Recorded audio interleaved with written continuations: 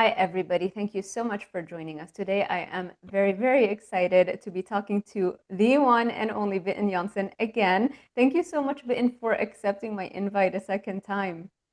Oh, I was so happy to see your invite. I enjoyed so much when we talked last time.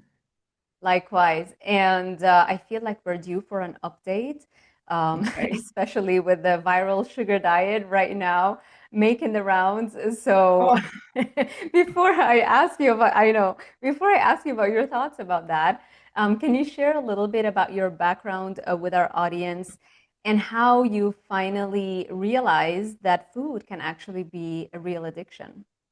sure. I'm a registered nurse from way, way back. I'm pretty old today. So anyway, I've been a nurse for many years. And then, I was an active alcoholic without knowing it. Like most women that drink hide it for a long time. And we plan our drinking when we have a day off. So I could do that you can do that for quite some time until you totally lose control. So I could do that for some years. But I was very fortunate that I had a husband that absolutely did not want to see me drunk. So he started questioning my drinking. And long story short, he forced me into treatment. Can you hear? That was terrible. No, it saved my life and it gave me a new life. So I ended up in treatment in Capistrano by the Sea in California in 1985. And I've been sober since because I got so much knowledge. Mhm. So I would say to anyone listen, knowledge is the key. Knowledge is power. So if you want to understand addiction and that it is a serious brain illness, it's a physical brain illness, a biochemical brain illness. It's not, your own fault. It is a sensitive brain meeting a psychoactive substance. Could be alcohol, it could be drugs, pills, sugar, and carbs. And a lot of people don't want to accept that sugar and carbs act as a psychoactive substance. But something I learned working as a nurse early in 1973 was that when we were taking the blood test on little babies, the PKU test, which they take on every baby, The a, phenylketonuria, a yeah. stab in the heel, you Hmm. know what I'm talking about? Yeah. Yeah. They sedated them with 30% sugar, liquid sugar. So many years later, when I realized that after quitting drinking and quitting smoking, my favorite drug was chocolate and ice cream, chocolate and ice cream. And it was much harder to quit than the smoking and the drinking. And I couldn't understand why. So, being the curious person I am, loving science and wanting to understand what is my body doing? Why did I say every morning, today I'm not going to have any chocolate and ice cream? Every evening I was gobble, gobble, gobble, chocolate and ice cream. And I thought, oh, I failed again. I felt miserable.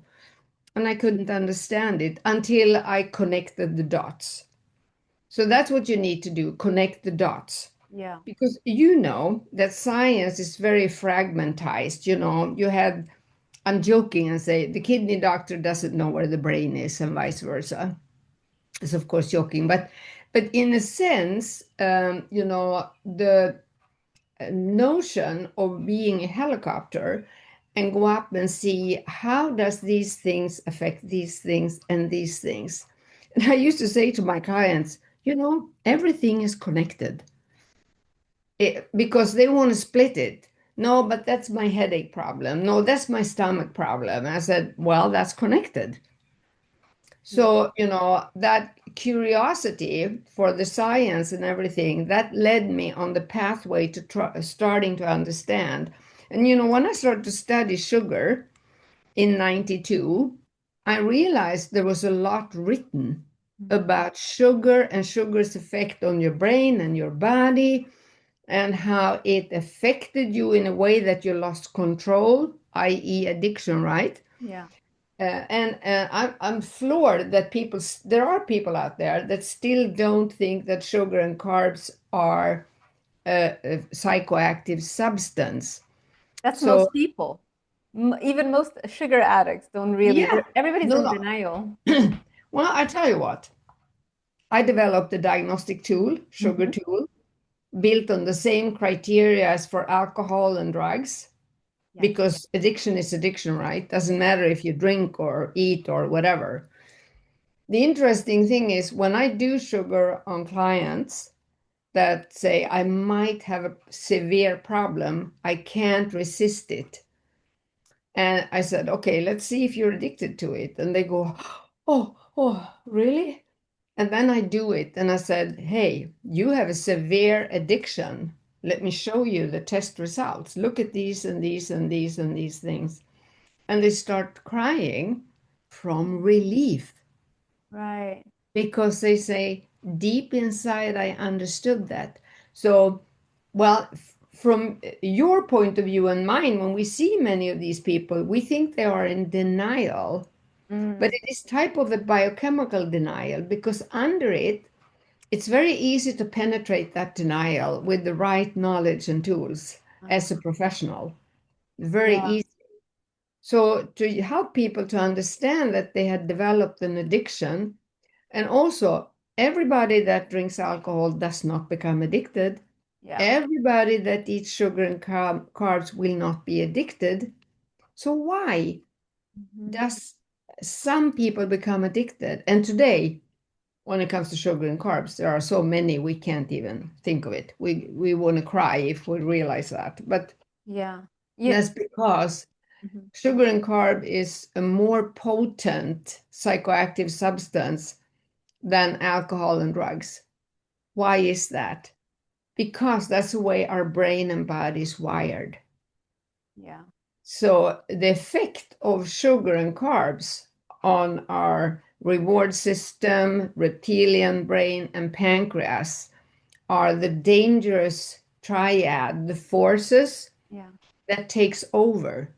And you go into losing control. Yeah. So then people understand, oh, I see what you mean. Yes, I can understand I'm addicted. And yes, I understand all the consequences you're telling me about, physical, psychological, mentally, socially, Mm-hmm. spiritually. Mm-hmm. That, I'm not in touch, I'm not connected to life anymore. I'm run by the drug. The drug is running me, forcing me. I understand what you're saying. And then they say, can you help me? And I said, sure. And then I explained to them what's needed. And the sad part is that there is not enough skilled professionals or skilled programs to help people to do this heavy journey.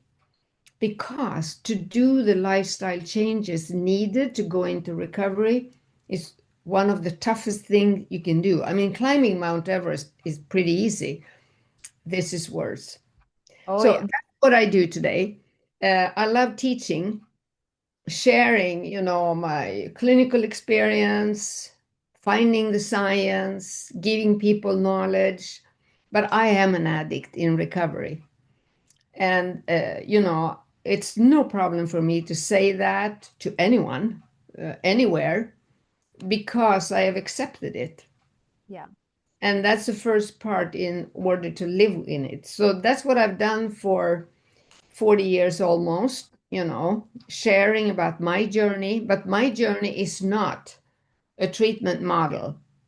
So if you were addicted and I was helping you now, I can't say do exactly what I did. Yeah. Some things you could do, but it has to be individualized.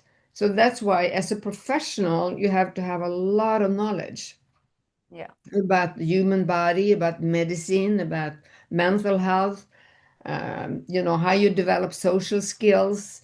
Uh, how does your reward system work? How does your reptilian brain function? Because that one gets into overdrive, which is the very dangerous part.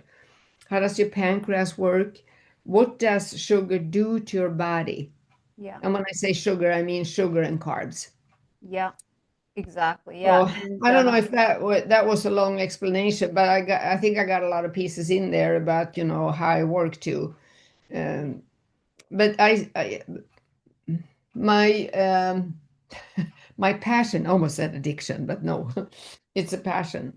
My passion is to share with people what's going to happen if you don't change, and the rewards that's going to meet you if you changed, and to tell them, I know it's hard. I know it's horrible. It's painful. It's not an easy thing to do. But I can provide you with a compass. I could join you on the journey, but you have to walk yourself. Yeah. So Yeah. that's how I do it today. And I know you have the same passion. That's why you do what you do. What, 1,000%. Yeah. It's hard not to talk about it all the time because we're living it, and it helps me also when I talk Yeah. about it and I work in it. It's very Yeah. helpful for me as well to instill those sober skills and habits in my brain. I always say that with addiction, you have to relearn how to live life all over again, only this time the right way, without relying on substances. Yeah, exactly. Very a good way to put it. That's how I put it too. Yeah. Yeah, and it helps people to not have so much pressure on them because they'll try to go sober the first time and then they slip up and it's like, well, I can't do it, or what's wrong with me? Why can't I go back and do this? And they have to realize, I think it's very helpful to be aware that this is a long journey. And the first time you try to get sober, that's your first attempt. And then the second time you do it, it's not that all the progress that you made was for nothing. Now you're starting Course. from a much better place, right? Yes. Yeah. Yes. You've learned something. Yeah. So it is, learn, fail, relearn, revise your lifestyle plan, and daring to look at what happened for me to pick up that drug again or to go back to this lifestyle. What happened the day before, 2 days before, 1 week before, you know, to see I have to redo my toolbox. Yeah. There might be tools that I thought were good for me, but they were not. They were not for me. So I have to ditch those. That didn't work for me. And then I have to find new ones and try them without a guarantee. I say, okay, I'm going to try it this way this time. Mhm. And remember that going back is not a failure, it's a lesson. Always a lesson. I've Yeah. had many lessons. I used to tell them when I went into menopause, I jumped into a bathtub filled with chocolate. I almost drowned. I mean, that was horrible. And I didn't understand what happened. It was like, something took over me. And, I took one bite, and one bite is more than enough. So we always say, one bite is too much and 1,000 is never enough. That's a saying we have. And that's exactly what it was. So I was very grateful that I could reach out to a woman that Mhm. had the same history. And she coached me the first time, to tell me, okay, for today, do this. For today, do this. And I had to say, okay, okay, okay. Uh, Yeah. so, she taught me new ways of thinking and being. Mm. Yeah. Extremely important. Yeah, one of the tools that it's not like I didn't know, but I feel that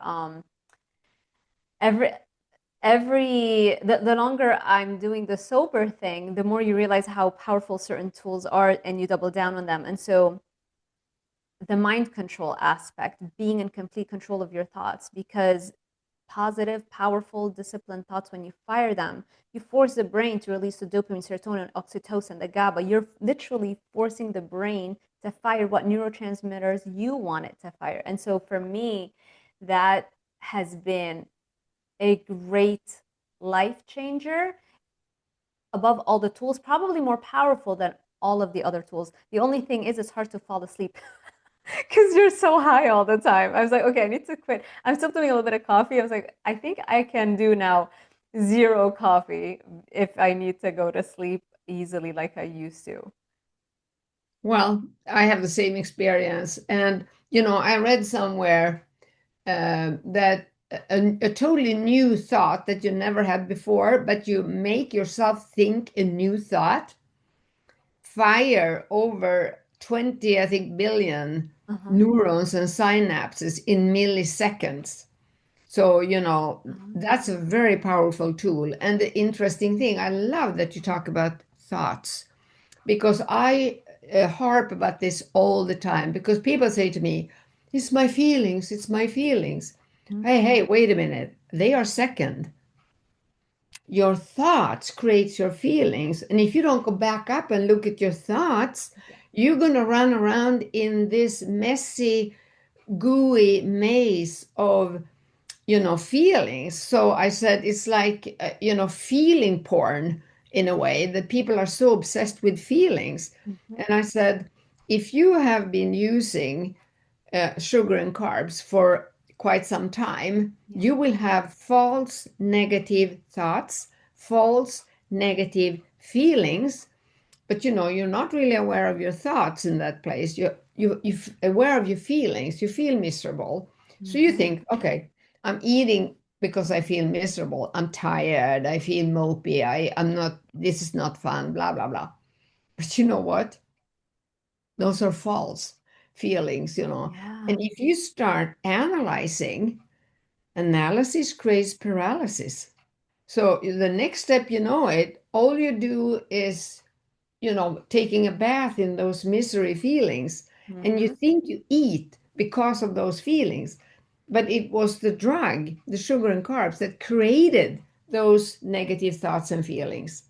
Mhm. You're trying to cure something with what it is made of. Do you see what I mean? Yes. It's not going to work. It's not going to work. It's going to make it worse.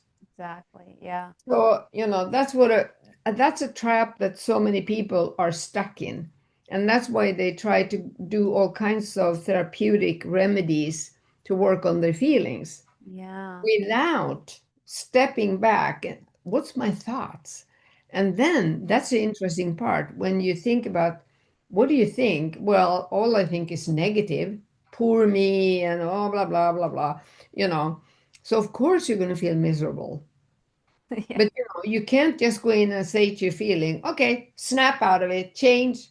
But you can go up in your brain and think, okay, I'm going to test a new thought and see what's going to happen. Oh, And there you go.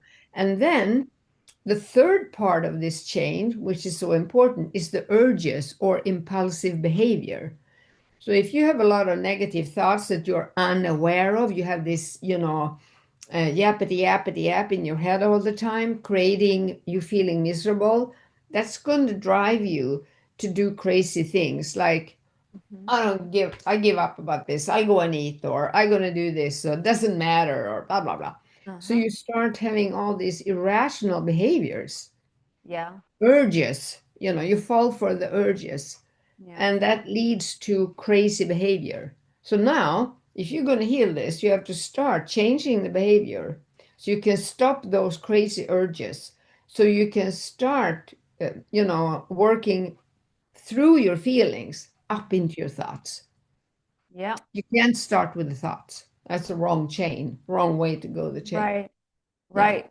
Right. Yeah. Because if you're in the middle of a amygdala hijack where Yep. there's just so much cortisol, norepinephrine in your Yeah. brain, it literally turns off the prefrontal cortex Yes. ability to fire. Yeah. So then you have to figure out all the tools how to go back into that rest and digest part of the nervous system or the parasympathetic nervous system. And so deep breathing, for me, the deep breathing, the Yeah. And journaling. I love my tool. I think we talked about that last time. Mhm. My relaxator. Yep. Yes, exactly. Can you Yeah. share that with the audience so that they Sure. know the power of Oh, consciousbreathing.com. okay. And so And you just use that for how long? well, you can use it as much as you want. It is one of the best craving stoppers Uh-huh. because it is a membrane in here. Hmm. So you practice nose breathing, and because almost every stressed, overactive addict mouth breathe, and they breathe very fast, very rapid, and very shallow. Yeah. So what you do with only breathing in through your nose and out through your nose, and always remember, exhale should be twice as long as inhale, right? Mm. That's how you start calming things down. And then you can start using this 5 to 10 minutes in the morning when you wake up. It Yeah. sets the tone for the day. And Mm-hmm. then you carry it on you like this. And you can use it in the car, when you sit by the computer. Mm-hmm. And also, a lot of people have stress apnea. You know what sleep apnea is? You stop breathing in the night. That's very dangerous. And it can affect you terrible or worse, horrible. And so that's why we tape our mouth at night too. Yeah. Yeah. Very efficient. Yeah. But anyway, you can read about this on the site Conscious Breathing. But using this, so whenever, craving attacks you, because when you talked about the amygdala and the prefrontal cortex, which is getting very hampered when you use a drug, very hampered, all the good functions there, of course, affects the whole brain. But Mm-hmm. there's one part of the brain that gets very, very overactive, and that's the reptilian brain. And if you think about it, that is the survival part of the brain. So when a body that gets stressed will activate reptilian brain for safety and survival. And you have fight, flight, freeze in there, the reaction to severe stress. Mm-hmm. And you have sex. And you look at how our society is so oversexed today. Mm-hmm. That's horrible too. You see it in the papers and porn, and it's horrible. Yeah. Something has happened to that part. And Uh-huh. then you have instinct to eat. Mm-hmm. So when that part of your brain gets overactive, it thinks it's going to protect you, but instead it's starting to run the show and take over the other parts of the brain. And remember, reptilian brain has no language. It's ready wired when you're born, so it doesn't need you can't rewire it. It doesn't learn from experience. It's more like a reptilian. So, but anyway, the instinct to eat when you get hooked on sugar and carbs will be eat or you die, eat or you die. So that is the constant message driving the reward system, the prefrontal cortex, amygdala, and hippocampus. I mean, it takes over all those and the neocortex. Yeah. Yeah. So your empathy goes out the window, and your feeling of connectedness and spirituality goes out the window. Mm-hmm. So no wonder you feel miserable and lonely. Yeah. And your best friend is, sugar. Yeah.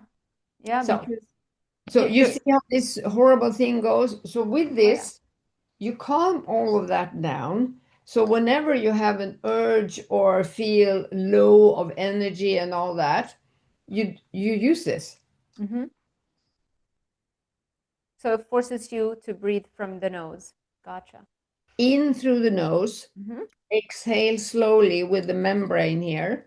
Ah, Start at one. Don't start at five. Mine got is at five because I use it a lot. it. And then, so whenever, if let's say I'm stressed, I have a lot to do, Mm-hmm. open my computer, 40 mails, boom. And I go, and I know I will hold my breath. Yeah. Stress apnea or something happens around me that stresses me. So, Mm-hmm. I go and get this and I start calming down the breathing. And, all the system goes down to clear thinking and calmness, and that reduces craving. Mm-hmm. So that's how it works.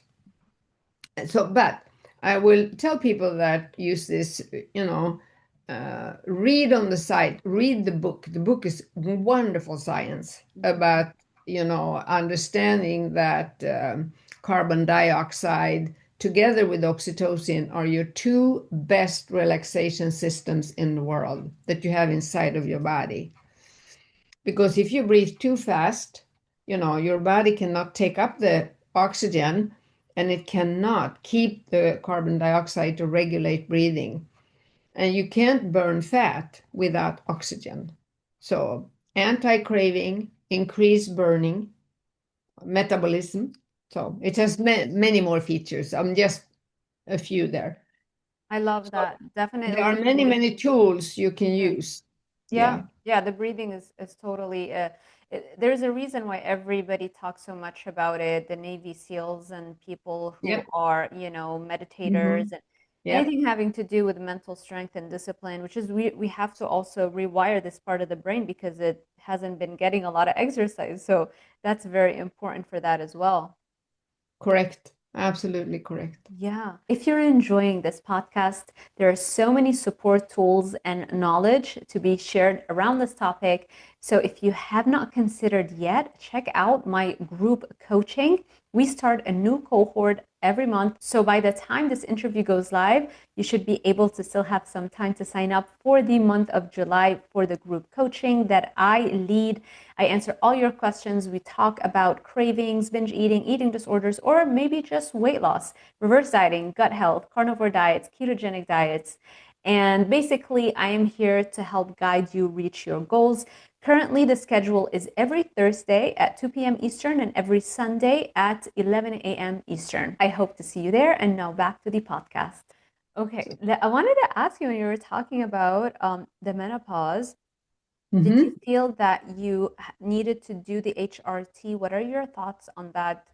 Did you try it? Was it a game changer or I don't Well, I wasn't specialized in menopause or symptoms or anything. I was working in internal medicine. We didn't, work so much with that. But I happened to meet a specialized nurse practitioner from US. She's Swedish, but she lived in California at that time. know? Her name is Mia Lundin, and she wrote a book. And uh, Female Brain Gone Insane. I love the title. And I get to write a little foreword in it at that time. This is quite some years ago. And that's how I started to learning about, HRT. And all the studies she showed me was that the synthetic ones stay away. Yeah, You know, the if you're going to use it, use the bioidentical ones.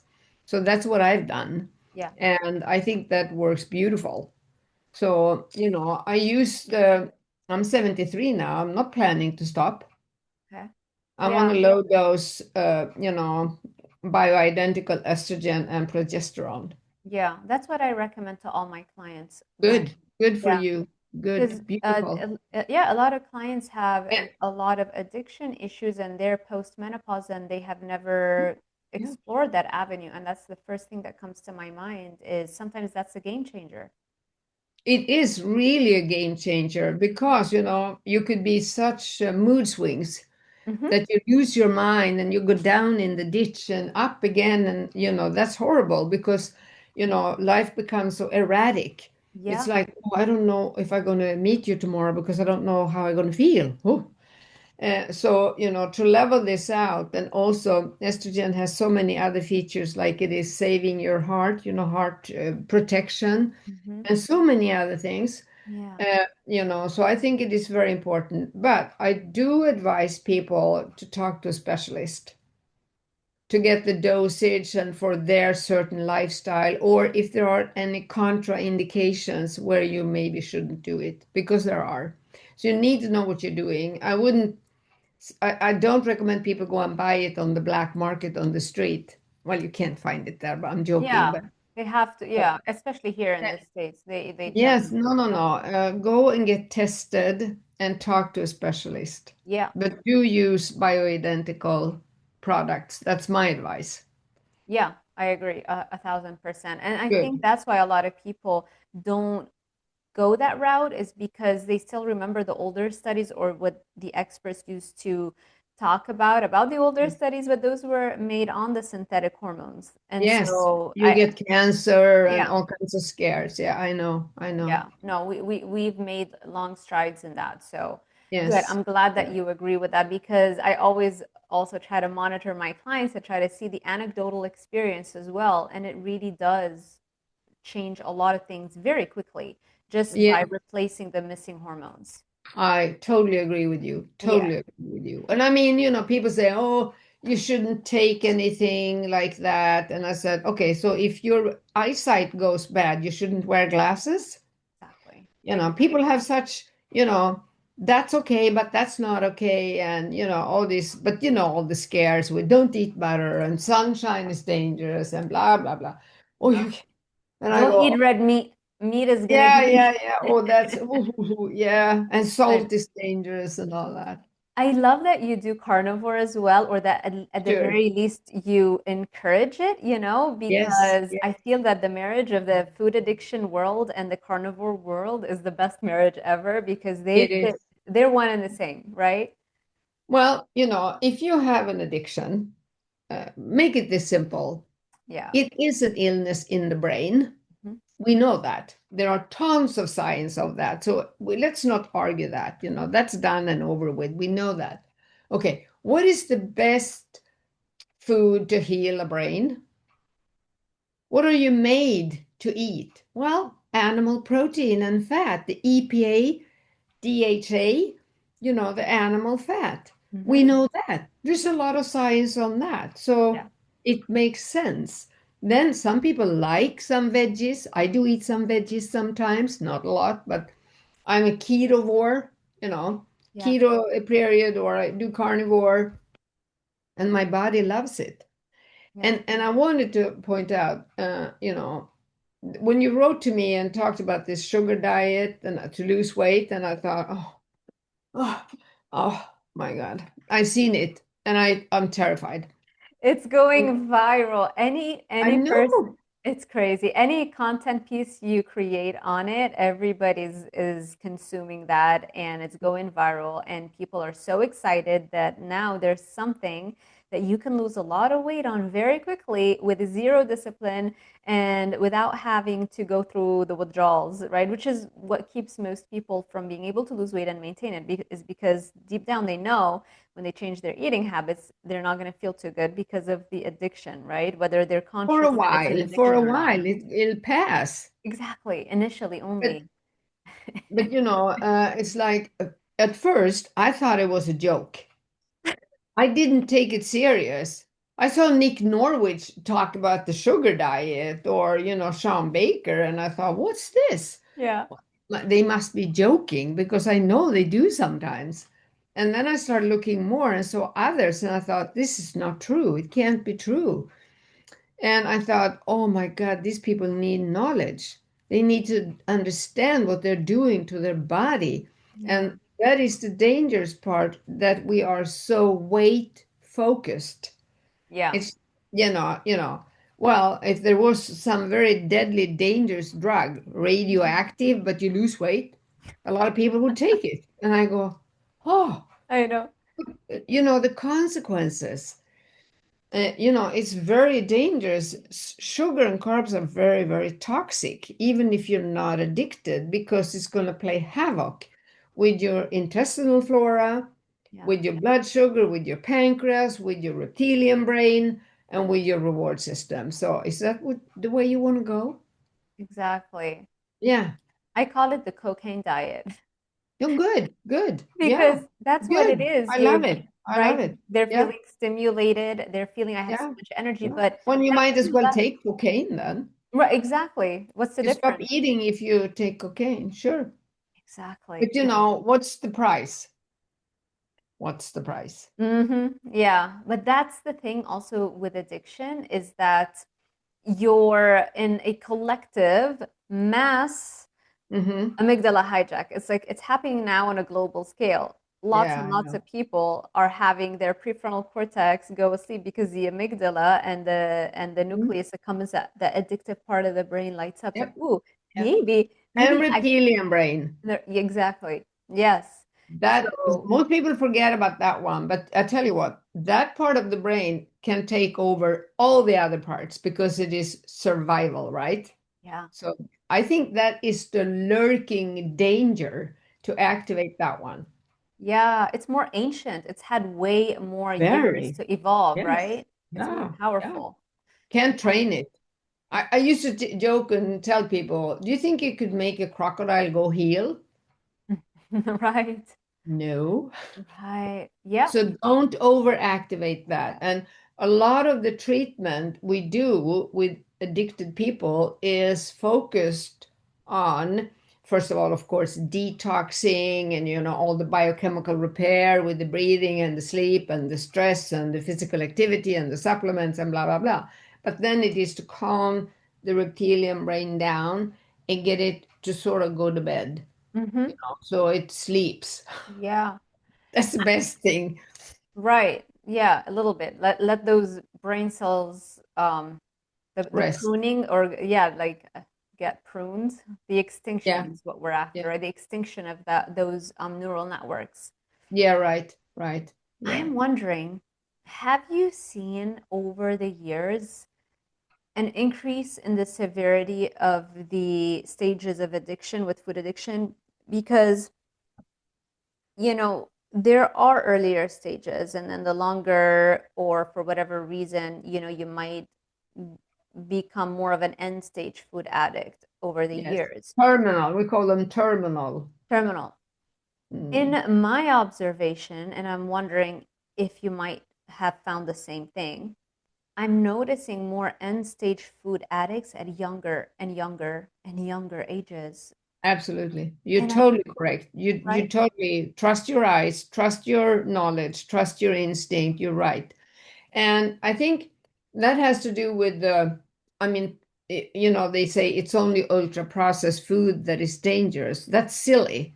Mm, Processed food is as dangerous, pure sugar and carb. I mean, you could make your own cookie dough with, flour and cocoa and sugar, and, that would be as highly addictive as ultra processed food. And that's why I say that to only talk about ultra processed food, that would be to talk to an alcoholic and say it's only vodka that's dangerous, not the whiskey, the wine, and the beer. Ooh. But, due to the enormous refinement of the ultra processed, it's like going from a glass of wine and then some beer to really 96% proof vodka, like you could find, right? The really high octane. mm-hmm.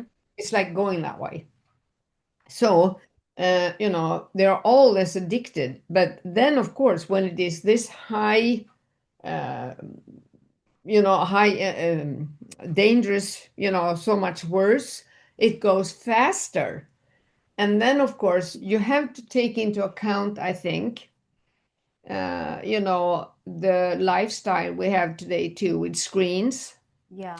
losing more sleep, high stress, high violence. There are so many more factors than if you look at when I grew up in the 50s, Yeah. we had sugar. Sure, we loved it. And chocolate and all that. It's existed. Yeah. But it wasn't a lot of other factors. So that's why it took longer time for us to come there.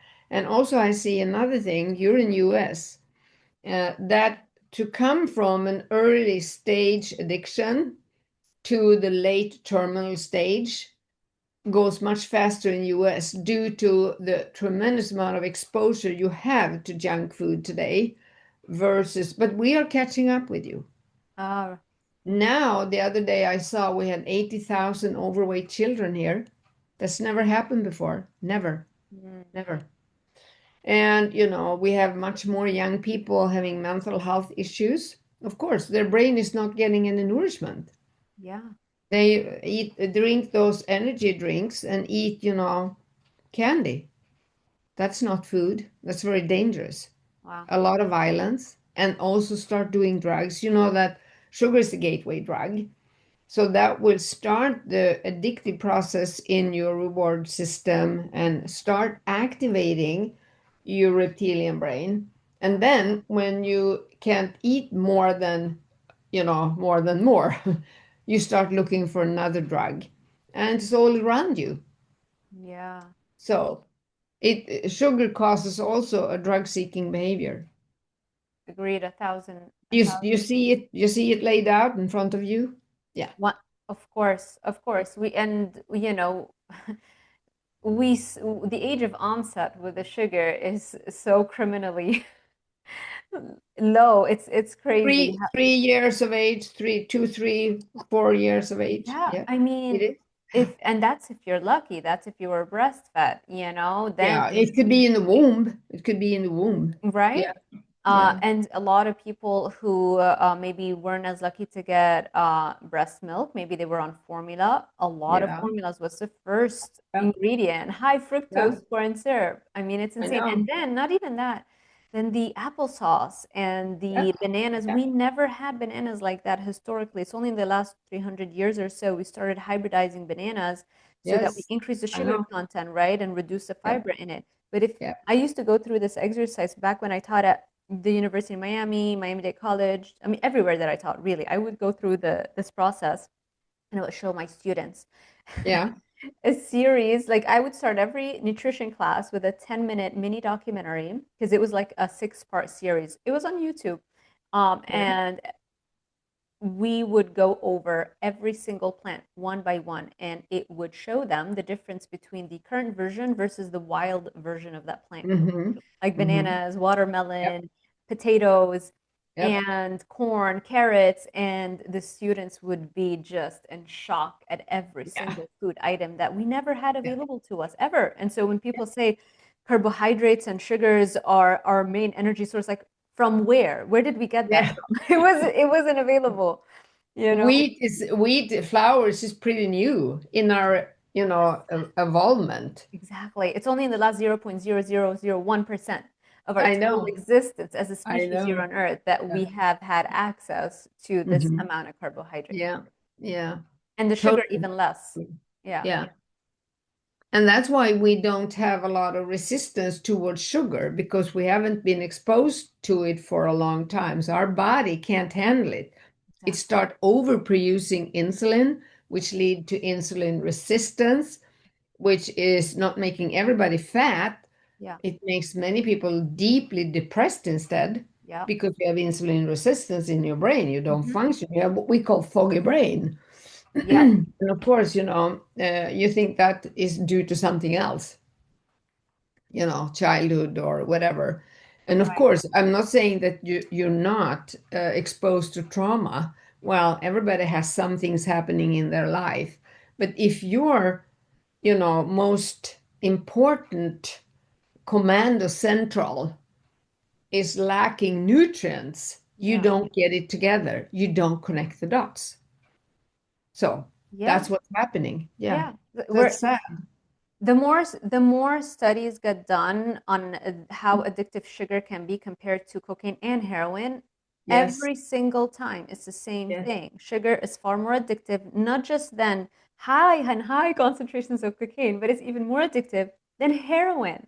I And know. so, how can we be treating people like all the psychiatrists, all the psychologists? How can they really go into a room and try to help or heal a person when that person is injecting themselves with a substance far more psychoactive than Hmm. heroin, I as know. all the studies are showing? It just makes no sense to try and do talk therapy under the influence of Said a that drug. for many years, and people get furious with me because they don't want to understand that. But I said, first of all, that person doesn't have not connected the dots. They don't understand what's going on. They're going to be you'll be misled by their sick thoughts, sick feelings, urges and behaviors, erratic. And they don't understand it themselves, so the client is confused and the therapist is confused, and they don't believe in biochemical repair. So that's why I started to work with biochemical repair many years ago. When I came up on a book by accident, basically called 7 Weeks to Sobriety, many years ago, by this nutritionist Joan Matthews Larson. Mhm. And she told the story about her son, how he committed suicide. And she tracked it back and realized that he had no energy. And they were talking to him about doing treatment. And he didn't comprehend what they were talking about at the treatment center, the talk Wow. therapy.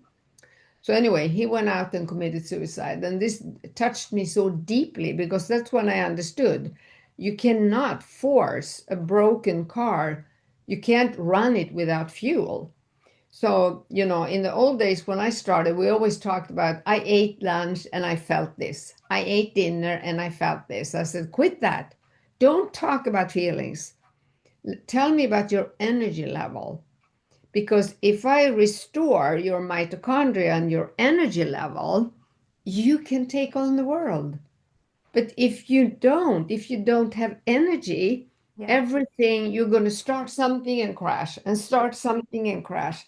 And Yeah. that's what people do because it takes time to repair the energy level. And the Mhm. mitochondria, by the way, love ketones. Exactly, Yes, exactly. I think there's yes, like what a 40 times increase in mitochondria after you do a ketogenic diet, like in a I know. relatively short period of time, something crazy I like know. yeah. Yes, yes. I love that so much. Oh, we could talk for hours. I'm trying to see I what, know. you I know, love talking to you. It's so me much fun. too. I binge watch your interviews always, all the time. It's very helpful. It's one of the things that I do when I have a stressful thing happening and I have to make sure that's what Dr. Susan Pierce Thompson has this thing that I really love, the support bar versus the stress bar. You want to keep your support bar higher than your stress bar. And so one of the things that I do to keep my support bar higher than my stress bar is tuning in to the addiction community and listening to interviews like yourself, Dr. Vera Tarman, even all kinds of addiction content, not just food, because I feel like it's all the same in terms of what addiction Course it is. is. Addiction is addiction. That's um, in many places in the world, there are no 12-step groups for sugar and carb addicts. There's only one, and it's online. So that's wonderful that we have that one. Yeah. But also, I tell people go to Alcoholics Anonymous and talk about the drug. Go to NA, Narcotics Anonymous, talk about the drug because it's only the first step that's about the drug. The rest is the solution, solution, solution. Yes. So, you can go anywhere and connect with and relate with people working on their recovery. And, asking them, have you been in this situation? If you were in this situation, how would you do? And have them answer you in the way that if this was my problem, I would do this. That's how Mhm. you learn from people ahead of you. Yes. But that Yeah. is the beautiful thing with sharing True. experience and knowledge and, taking True. the next step. Even my clients teach me so much. They'll tell me Yep. something that they do, and it would be something that I've never thought about, or maybe I've Yeah. done, but not to the level of intensity that they've done it. And you learn so much from people going on that journey. And Yes. Yes. yeah, it's a Yeah. continuous thing. You keep getting better. Your skills and your habits of sobriety keep getting better. And I love that. Yeah. But, we call them old timers. Yes, the ones that I'm very, very grateful that, when I was in treatment, I met some old timers and, I stick to them. And also, they told me when I started my journey, I hated to go to meetings in the beginning. I don't want to sit with alcoholics. Ha, ha, ha. Denial, denial, fear, shame, fear and shame. Those are the reasons why people don't connect with others in recovery. And they told me listen to them, and they said if you see somebody that has something that you want, do as they did. yeah. So how did you do it? How did you do Yes. it? And not everything you have done would fit everybody you meet, but they could take part of it and adjust it to their life. Yeah. So, your knowledge and experience will always be support to somebody else, even if they are not in the same situation. They will understand. So, I mean, that is the name of the game. Yeah, exactly. And Yeah. the beautiful thing about sobriety is that whatever you do to be sober are very Hmm. similar to the things that you do to be successful in life. Like even in your career, if you want something in a career perspective, find somebody that did that thing and try to study that, Yes. Yeah. and try Yeah. to, yeah. And if they have a similar background to yours, it's even better, Of you know. course. Yeah. Yeah. That's the problem with like the fitness industry as a whole.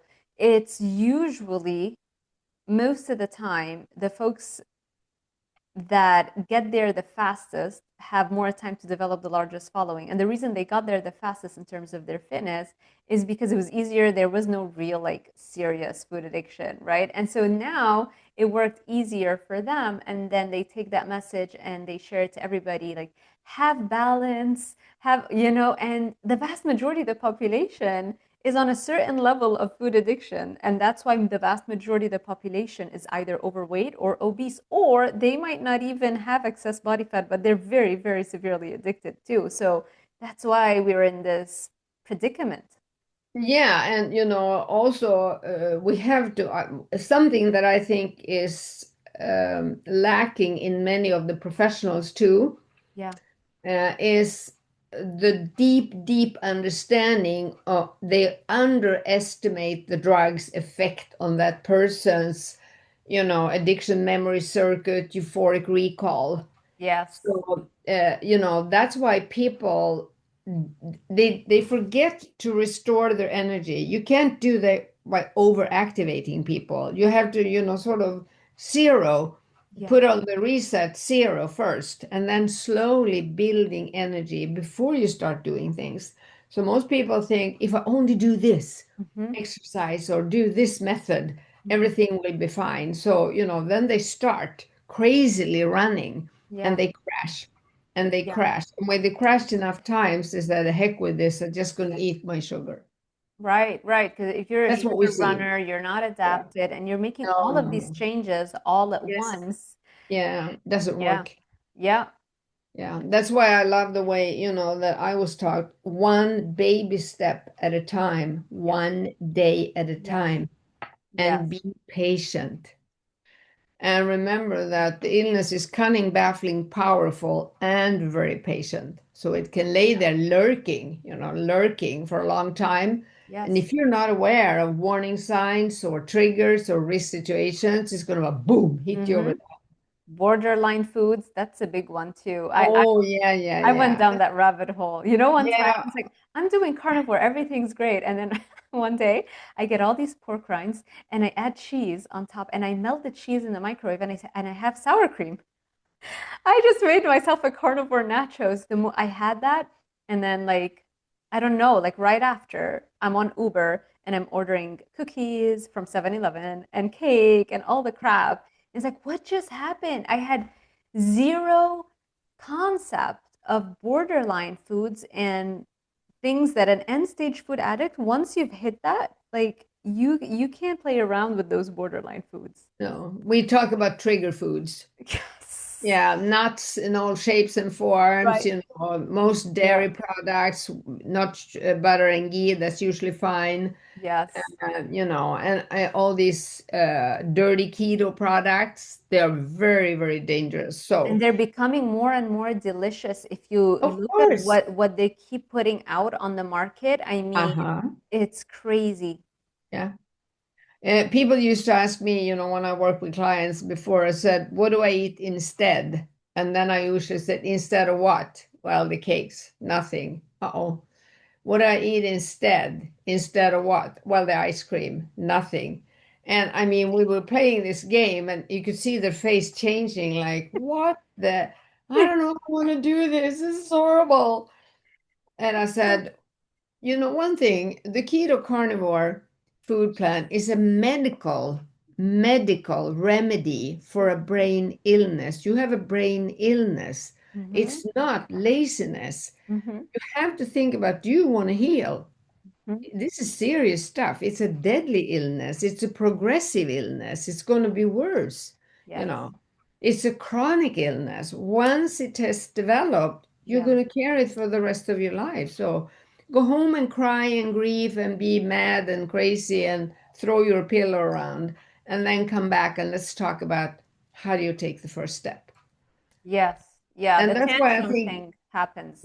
Yeah, but that's why I think doing the sugar interview, which takes quite some time, and Yes. show them the curve and the checklist and everything, that's been my favorite tool to help people to surrender, accept, and, for motivation and compliance, because Mhm. you can't argue your way out of sugar. If you're addicted, you are, How can period. they get that? The tool, Well, how? you have a lot of information on my website. If you look at professionals that work with this that are sugar certified, Mhm. and you could always email me and tell me sort of in which part of the world you are, and I connect you with the sugar certification person. And also, if you are a professional, Hmm. I really recommend you to join the new sugar training certification I do for professionals at Nutrition Network. Where We can they find it? nutritionnetwork.org. If Okay. you go to that and you look at my social media too, Yeah.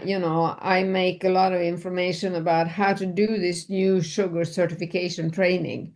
Okay. So if you're a professional, welcome to do that because I have seen that if you're a professional and you do that on your clients, you have a much, much better chance of really helping them. Okay. It Okay. increases the client's motivation, compliance, and also another feature we see is that it helps professionals to avoid burnout because you don't have to constantly argue with your client. When they come, can I eat this? Can I eat this? Could I do this? And you just take up the sugar curve and say, hey, what did this say? Oh, yeah, I'm an addict. Okay, so if you're an addict, this is the treatment, right? Yeah. Yeah. Yeah. Instead of trying to invent it all the time or being worn down by your clients constantly at you, Right. Yeah. because that takes a lot of energy as a professional to have your clients constantly nagging at you. Can I eat this? Could I do this? Can I eat this? Because the illness itself is looking for a back door and substitutes and eventually hoping, praying that one day I can eat it again. Oh yeah. You have to sort of kill that notion and say, no, you can't. An Yeah. alcoholic, once you're an alcoholic, you can't drink Right. alcohol. It's It's like, going to kill you. can I have Yeah. some heroin in the future once I heal? Yeah, on Saturday. So only on Saturdays a little bit. I've done that so many times. Like, fine, I'll just schedule a cheat meal, you know? And Yeah, yeah, and also because my hubby can do it, he can do his cheats and be fine. And sure. I mean, Yeah, every yeah, drug under the sun, he's done it, and it like yeah, nothing, just super yeah, disciplined. yeah, He just yeah. does not get addicted. Isn't those normies annoying? Oh, he knows how annoyed I am by that. The journalist I co-wrote my book with many years ago, Uh-huh. she was a normie like that. And Oh, she and I used to, when we were to the book fair and talked about our book, we spoke with different voices. I told people how it was if I went out and had chocolate mousse at the restaurant. I wanted to go into the kitchen and steal the bowl, right? Or something like that. And she had this normal little dessert and she took 2 spoons and she said, "Oh, I'm satisfied. That's so rich."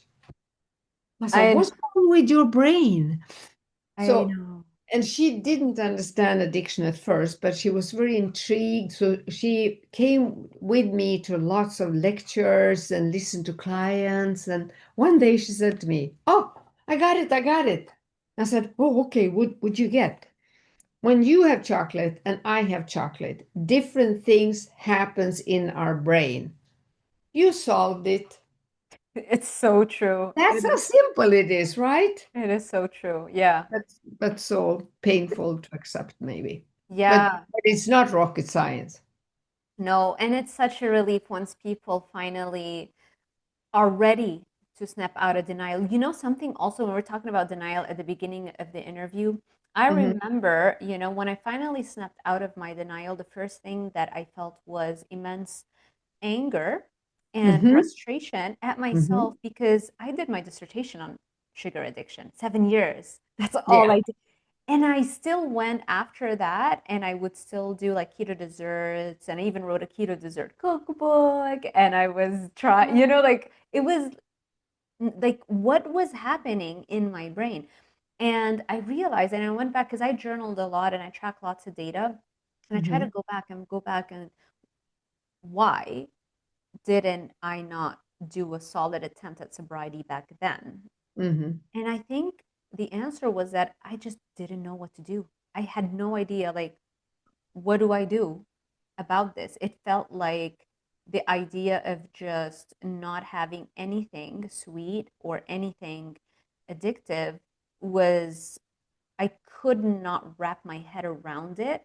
So even though I knew about the food addiction and I knew I was a food addict, I didn't allow it to click for me because I did not know what to do about that.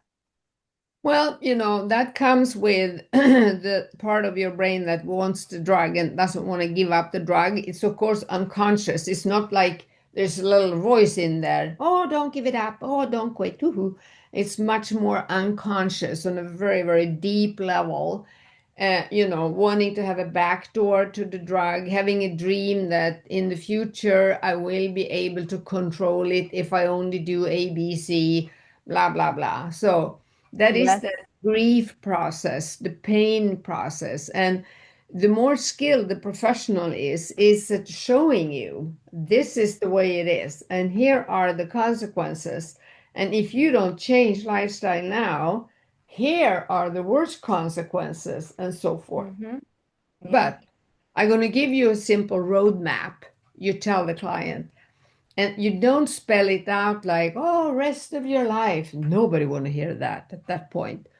So you just say, it's only for today. Can you, for today, eat what, 3 meals a day? Nothing in between. Do the breathing exercise 3 times, take a walk. You spell it out, take some salt shot, drink some water, buh, buh, buh. Talk to somebody else that is ahead of you, just for 5 minutes chat or text. Mm-hmm. So you spell out day one, very simple. And then you spell out day two. And you have to be, because remember, their brain is not connected. So all the parts is flying around, screaming, do this, do this, do this. So you have to help them to slowly connect. And I think that's a lot of times what's lacking today, that we don't have groups where we can really do this very slow, one baby step at a time process. Yeah. So this is online today. I was lucky to step into a world where I could do live.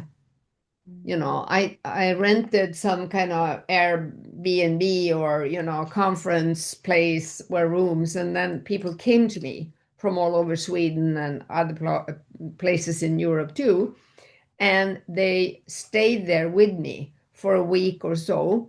Mm-hmm. And I had a treatment center where they stayed longer too, but that's many years ago. But anyway, so they mirrored each other, they could help each other. And when they went home, we had a plan. How's it going to be when you come home and you open the door? You have the drug at home. Who do you call and talk to? Will you toss it out or give it to the neighbor? How do you make sure you have breakfast food for tomorrow morning? How do you take the first step tomorrow? Mm-hmm. And so on. We were really, because, and also I quit them cold turkey during that week. I didn't taper them because I don't believe in that, because, giving the drug will create craving. Yeah. Yeah. Yeah. It works beautiful to go cold turkey if you're in a group setting where people support each other and Yeah. you get the right tools. So, Yeah. Yeah, I've done it both ways too. Like I've done the taper down and I've done the cold turkey after yeah, relapses. And yeah. sometimes the taper down, but I'm very careful. If I do a taper down, I do it with keto treats, but no more than 2 to 3 days. And even with that, sometimes that on Hmm. that third day, you're still drinking something like a diet Sprite or whatever, and Yeah, yeah, that can trigger another relapse. You're tapering down, yeah, and now that triggered another yeah. relapse. And so it's you're playing with fire when you do that. You want I to be know. careful. Yeah. Yeah. There's so many things to talk about, but I just hope that people get curious enough to check out your website, your content, all of your interviews. There's so much on the internet. Thank God for YouTube.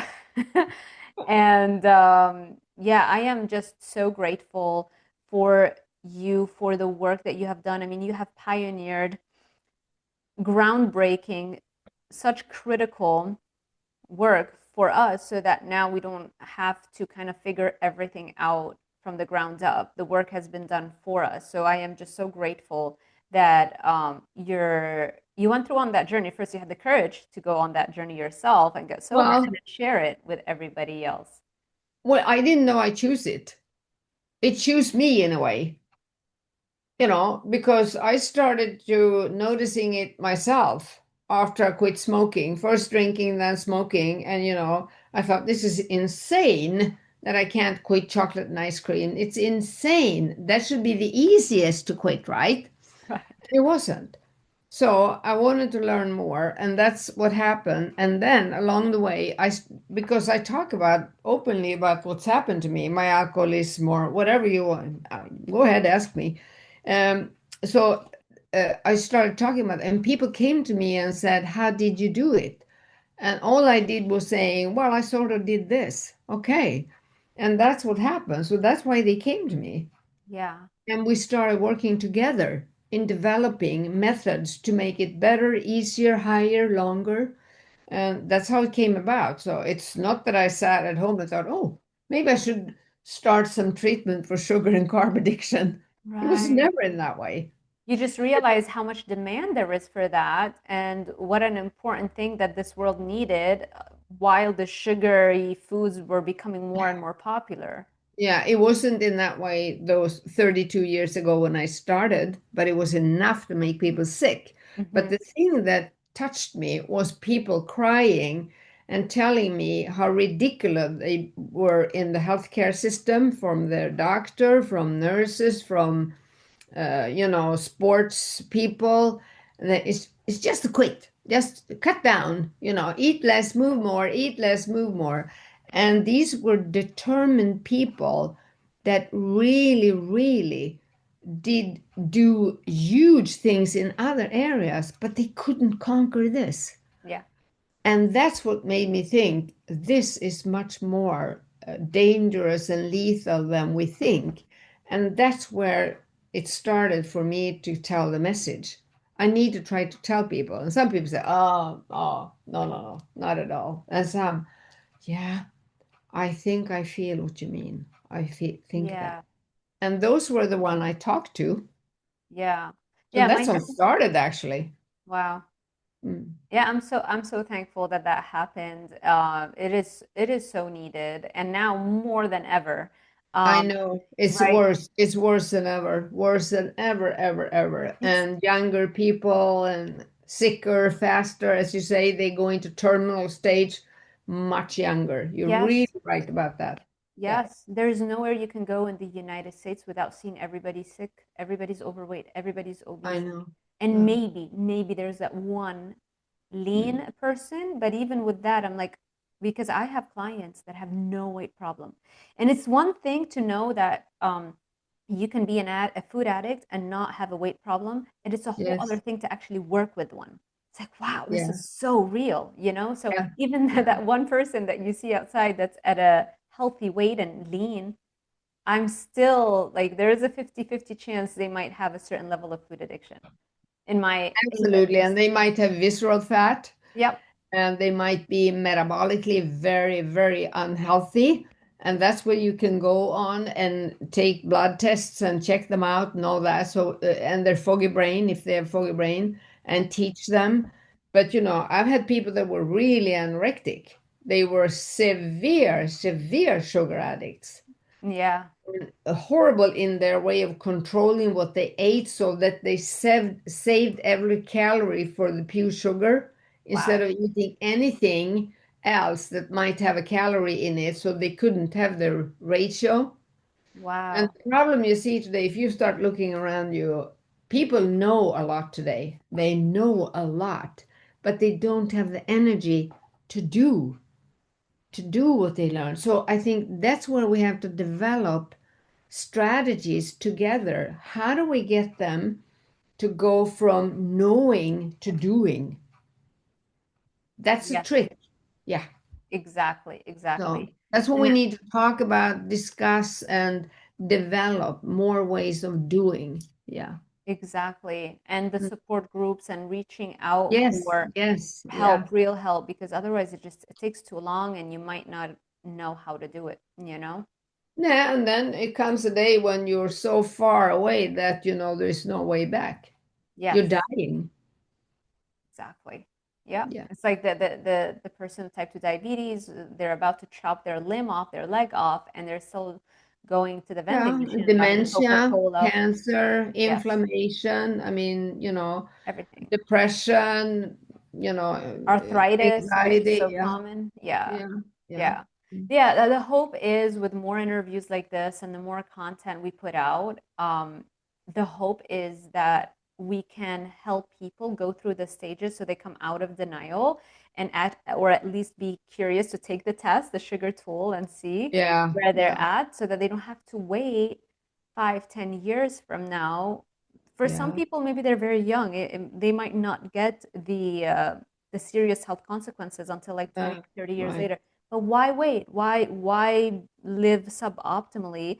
And then you have to get sober after 40, 50 years of the wrong habits in your brain. Why not do it now?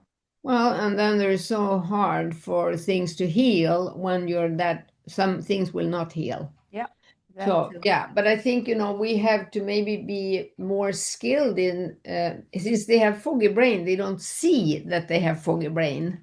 So maybe we have to be more skilled in interviewing and showing them how they're not on top of their life. They think they are okay, Yeah. but what's really going on. Yes. So that is a skill in professionals to point that out. But Yes. your HB1AC is very high and your inflammation marker is very high, and maybe with more holistic assessment, Mm-hmm. the sugar and the physical assessment and the mental assessment, and show them that you're in a dangerous part, my dear. Yes. Yeah, Yes. maybe that's going to make people wake up. I hope so. I hope so. Yeah, And I so, hope so too. And people yeah. like you that spread the word all the time. And we take our chance to say, hey, we're here. We can help you start the journey. Yeah. Yeah. Um, I think there's a little bit more interest in this, especially because I notice it in the carnivore community because work a lot in that, and I'm noticing that people jumped on the carnivore community onto the carnivore diet thinking that that's the next hack. I know I did, Solution. right? Yeah, I Yeah. was like, Yeah. oh, maybe keto is gonna do it. Nope, maybe carnivore is gonna do it, Yeah. Right. Right. And so Yeah. that's like the next step. It's like the Yeah. reason why the carnivore you can't stick to it is because this is an addiction and you have to follow the addiction model to treat it. So this is Absolutely. right. Absolutely. Yeah. You have to understand addiction no matter what. Yeah. Thank you so much, Bitten. Where can people find you and work with you? Well, my social media, and I don't take clients anymore, but I refer. So if you contact me and you need a specialist, I can connect you with somebody.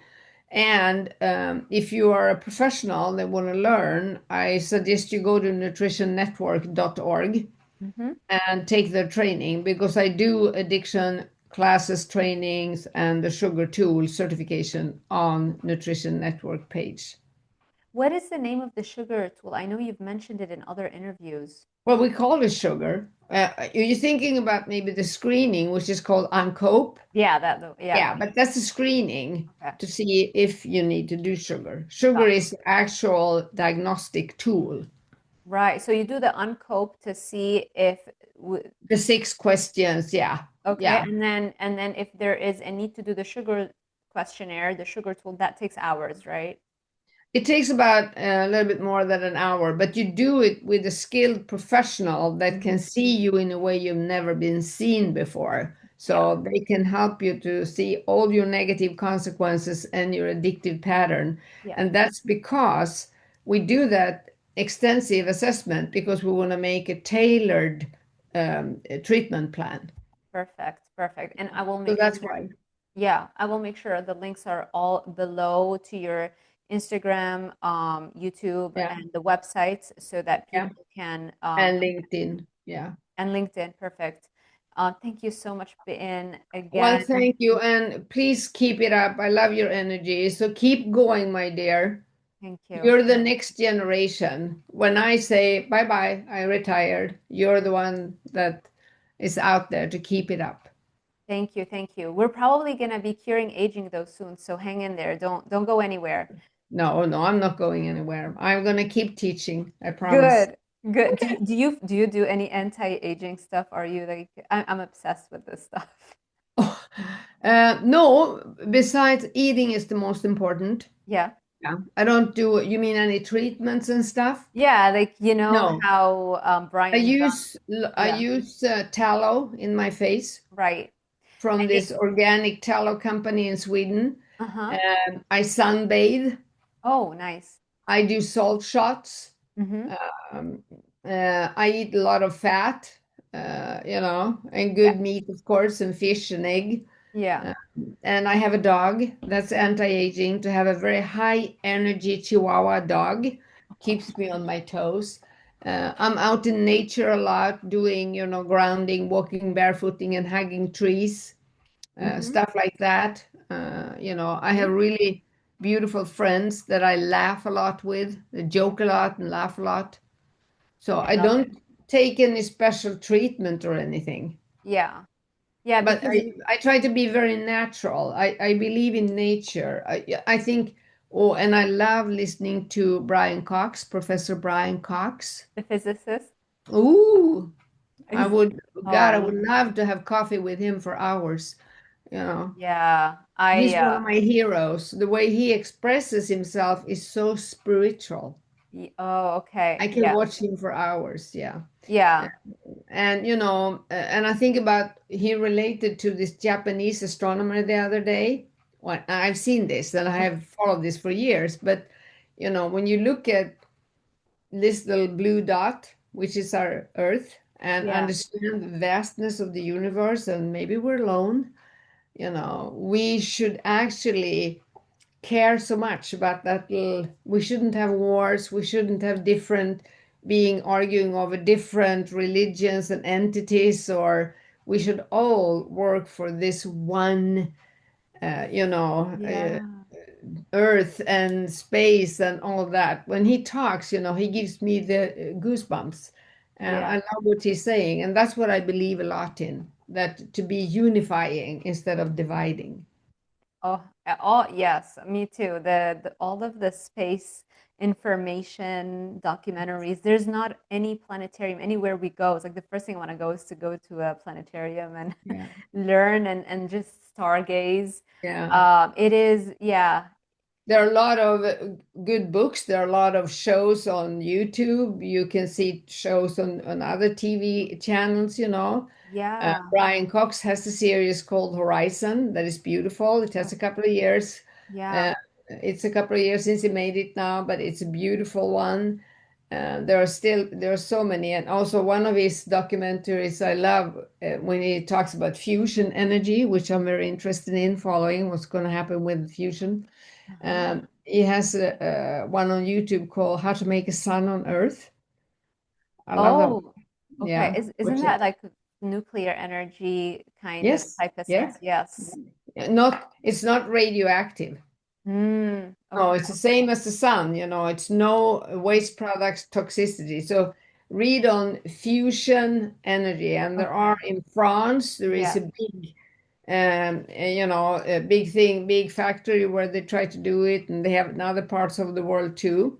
Yeah. Also, my dream is to go to CERN. I would love to have a date with Brian Cox for a whole day at CERN We in should set it Sweden. up. Everybody, we should do like a GoFundMe campaign Yeah, or where like we go to CERN. Yeah, yeah, yeah. and And we try to get hire in touch him with to be our Brian tour Cox. guide.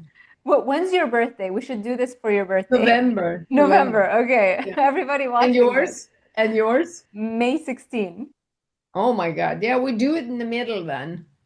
Yeah. Oh, we You could and go I put, go in the yes, middle, and then we have him. If he listen, I don't think he's listened to this program, he but might. maybe he would call us and said, "Hey, ladies, I'm coming."